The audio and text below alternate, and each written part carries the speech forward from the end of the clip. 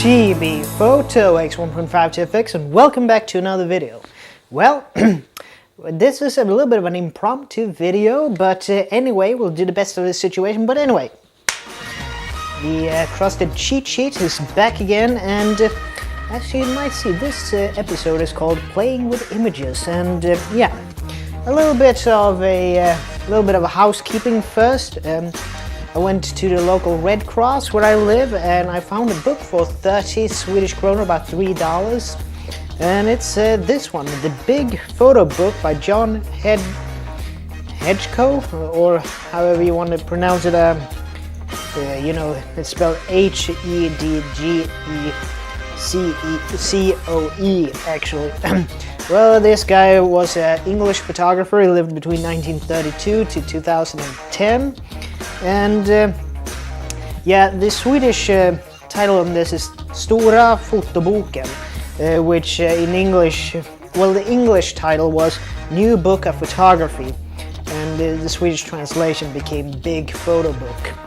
But anyway, this one I really enjoyed, actually. It's how you look and take better images, and I mean, for 33 Swedish, you know, it's a really great book. I might have some B-roll of it, but it actually goes through a lot of different photography techniques, a lot of different cameras, film, mind you, because it's an older book of photography, but still, it's still viable today, in my opinion, because it goes through a little bit about flash photography and so on. So yeah, how you see, view, and take better images. So that book I would really recommend. But anyway, yeah, I'll probably post some B-roll of it. But anyway, next little thing is this little cardboard box that I got on a auction for not much money at all. And what is it in this then? Well, this is nothing else than real microfilm. Yeah. If you have ever if you're a gamer like me and you have played something like I don't know, Metal Gear Solid 3 Snake Eater, you know that about the not so much spoilers, but there is something about a microfilm, and basically this is how they looked, and they're basically negatives that are encased in glass like so, and these are basically, I think, had some kind of educational purpose. They were from a school. You know, something like that. But anyway, I thought these were a little bit neat because I can scan them and use them maybe as some backgrounds. But anyway, a little bit of a cool historical artifact for photography, microfilm. But anyway, this one is going to be a little bit of a talk, and I started to play around, you know, playing with images. Excuse me. But anyway, playing with images. What's that about? Well, in my opinion, and this is going to be a little bit of an opinionated video, so spoiler alert, it's going to be opinionated. But anyway, the thing is, we're talking a lot about now with film, its being or not being, or to be or not to be with film and so on, and we also have all of these wondrous new ways that we can photograph with digital photography. You know, we have like Trey Ratcliffe, who uses HDR, and you also have Photoshop. And I remember a couple of years back, and I'm probably going to put a link into the description, I looked into a little bit of steampunk, and I really like the steampunk aesthetic, and I have some books on the subject.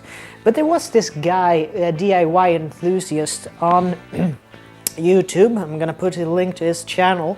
Don't think it's that active nowadays, but a guy called Jake Von Slat, and that guy talked about what he thought steampunk was, and his definition of steampunk was it is the intersection of romance and technology. Well, I would probably change that around a little bit and say that digital and hybrid photography were the hybrid method, chemical and digital photography, when those two come together. So I would say it's the hybrid method is the intersection of analog and digital. And that's a little bit what this video is about. But enough of me, chatting about it. But anyway, a little bit of the foundations so we are on the same page.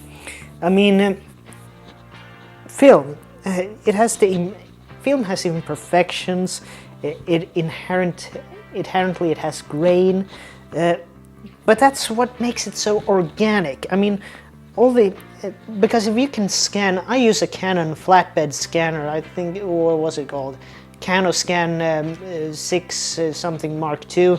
I'll probably put a picture of it up here as well. But anyway, I found out that the high DPI scan in TIFF form basically gives you a optical digital raw file for scanning negatives. And in digital photography, raw files basically gives you a lot of information to play with. But anyway, the thing is, in 1989, the same year I was born, by the way, David Hockney, a artist that I've talked about on numerous occasions before, he talked about how he was introduced to Photoshop at a conference at Adobe in Silicon Valley in '89, I believe it was. And in the end, he said that that's the end of chemical photography. Well, it may be an end of an era in chemical photography, because as we know, chemical photography is still around. And this year, finally, Kodak is going to reintroduce Ektachrome to the world. But I believe that chemical photography is still going to be around, but it has to evolve. If it doesn't evolve, I mean, a show that I also like to view is Air Crash Investigators, and they talk about when you think you don't have anything more to learn, it's time to get out of aviation. And I think the same thing is the same with photography. When you don't have anything more to learn, the hobby or vocation is pretty much dead. Because there's always something new. Technology always progresses and evolves.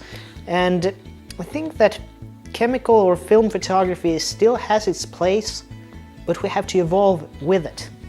So basically,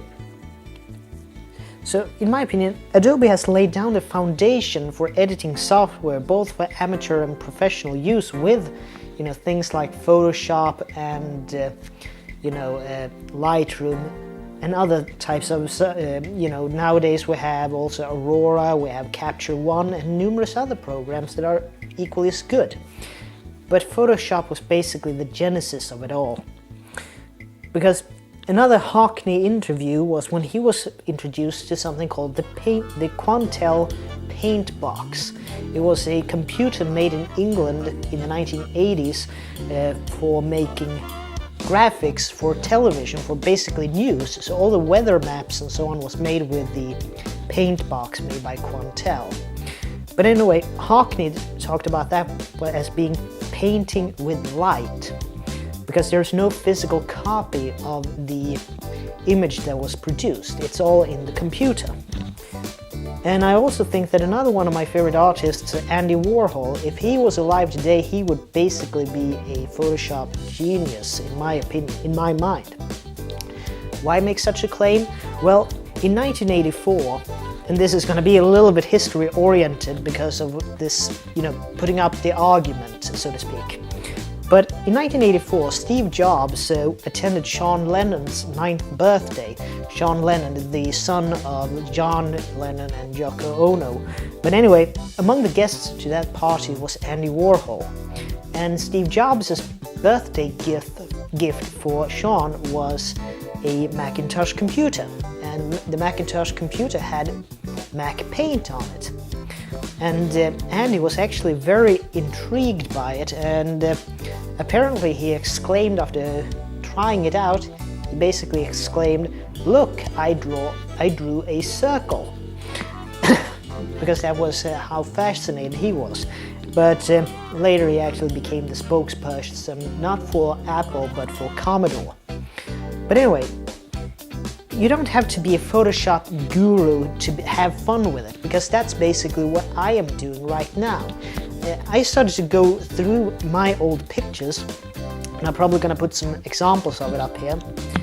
and I basically use it for collages, and I'm a little bit into, that with, pop art, consumerism, that a common everyday object that is reproduced over and over again, because we're so used to seeing it, we kind of become blind to it.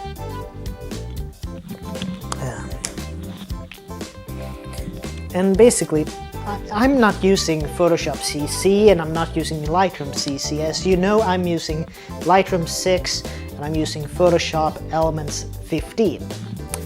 The last hard copy version of it, as far as I'm aware of. But anyway,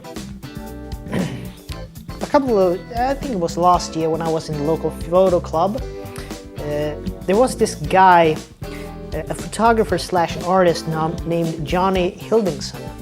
And Hildingson, he used a very, very special type of style when he took flower images, a little bit like Robert Mapplethorpe. But anyway, he took images of flowers on his kitchen table, basically, and then he reconstructed them in Photoshop to these extremely elaborate images. But they're all, made in Photoshop, but they're based on an actual image. But the debate is always there, where does and this might be something for the comment section on this video if you're still watching, how far can you take it and it's still an image? Post-processing, a lot of people seem to love it and some people hate it. I'm in the camp that actually love it, and it doesn't really matter if it's a digital or an analog image that has been scanned into the computer. I think that why not make fun with it? Have some fun and don't be so rigid. So basically, Hildingson uses digital photography and Photoshop to make his artworks. And I have to call them artworks in essence, because I can't 100% call them photographies, because the post-processing of his vision makes them more into art, because he took the original image for sure, but during the post-processing of it, he has molded it into his, visualization, whatever you want to call it, on how it was supposed to look. So I'm still a novice in Photoshop, and I like to use it to make some, pop art collages, and I basically both take, as I stated, both sides of the spectrum. I combined digital and analog photos and a little bit of a copy-paste methodology, and I can always, the brilliant thing I've found in Photoshop is that you can always take a black and white image and color it in. And you think that's something bad to do? Well, a couple of things then. One of my favorite photographers, who are sadly not with us anymore, Leonard Nilsson, when I was in Stockholm last time, I had a picture of his electron microscope and Hasselblad 500 CM camera he used to take his extreme microscopic images. He basically he used an electron microscope. But anyway, in an interview, Nilsson actually said that he took those black and white images because they are black and white, and he took them to a coloring artist that actually colored them in. So yeah, and if you want to know, I'm as I said, I'm a little bit inspired by Andy Warhol and David Hockney and so on. But if I'm gonna put you someone who was Photoshop before Photoshop, in my opinion, you can't go any less. You don't have to look more than to this guy, Terry Gilliam. I mean, Terry Gilliam, if you guys who don't know, he's basically the American in Monty Python. I mean, this guy is the one who made all Monty Python's stop motion animation, or cutout animation as he put it. And that was basically Photoshop before Photoshop, in my opinion, because he did it with scissors and glue, basically.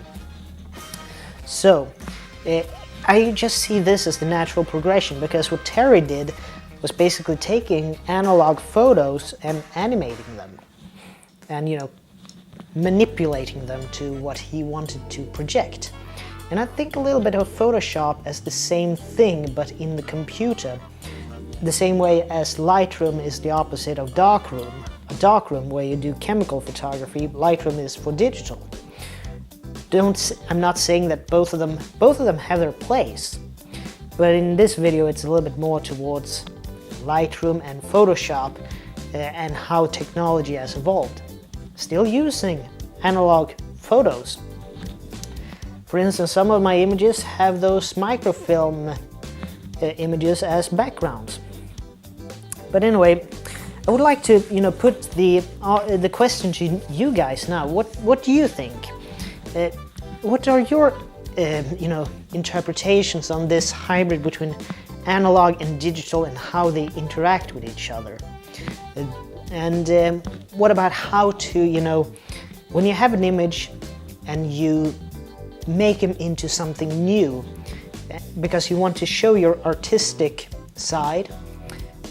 Not everybody is going to become a great artist, granted, but everybody has something in their mind, at least in my opinion, that you want to project something to your surrounding. And I think that these programs are very good in order to get your point across.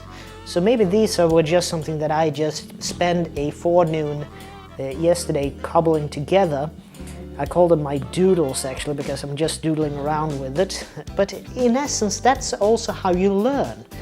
And this being on YouTube, you have a plethora of tutorials and people who show and share how they do it in Photoshop and Lightroom and all of these other programs that are available to us. So yeah, and also prices are going down on these, so they're not unobtainable. But anyway, I think that's all the rambling I will do for today, and I will just leave you with those questions. How far can you go with an image in order for it to still be an image in the realm of digital? And what is your thoughts about the intersection between analog and digital in today's time with photography? But anyway, this is Tobias Bergström from T.B.Photo X1.5 and as always, please like, share, comment and subscribe, and I'll see you in the next video, so take care from now on. Bye.